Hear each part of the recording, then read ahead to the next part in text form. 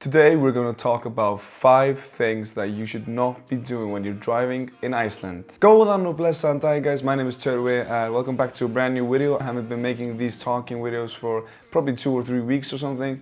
I still am left to do like this whole thing a bit better. I just ordered a light though, so I will have a light somewhere here and then I can just put this light out.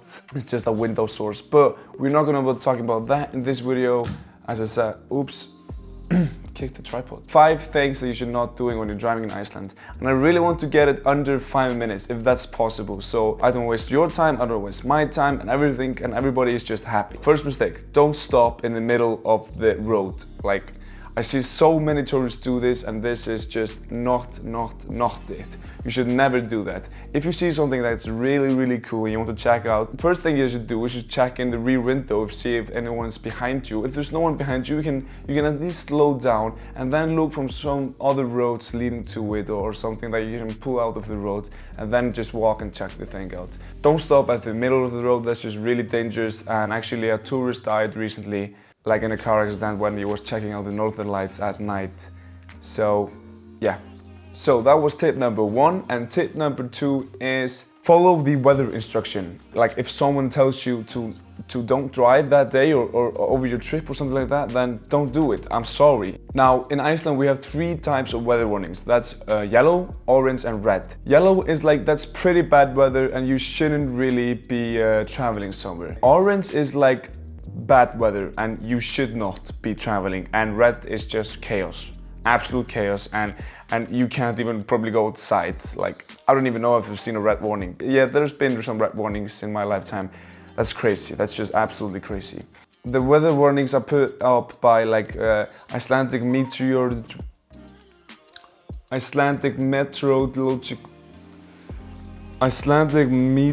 and they know Iceland better than us and they know the weather better than any of us. So if they tell you not to drive, or like there's an orange warning, and if they tell you not to drive and there's an orange warning, then don't do it. That was tip number 2, and that was tip number 2, and now is tip number 3, and that is to forget to fill up your gas. I've done this countless of times. You're just at the road, you're driving, you're with friends, you're singing some songs in the car, you are checking out places, and then boom, all of a sudden you see the gas light and your gas is about to empty, and there's probably like 100 kilometers.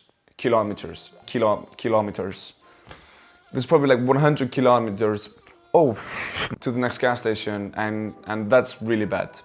You should always fill up your gas if you're in doubt, even though it's annoying, but you never know when the next gas station is. Well, if you Google it and see it on the maps and you see the next one is like in 50 kilometers, something like that, then that's okay, and you should just continue. But if you're somewhere like really remote, like in the West Fjords or East Fjords or something like that, or the Highland, if you're going there, then always fill up your gas and maybe have a gas tank with you just for safety. That was tip number 3, and tip number 4 is don't drive off-road. Like, that's completely illegal in Iceland. You should never ever do that. You could get some huge fines, you could get potential jail time, and also you're just damaging the island and the nature and the ecosystem and everything. If you ever do off-road driving, I really hate you as a person.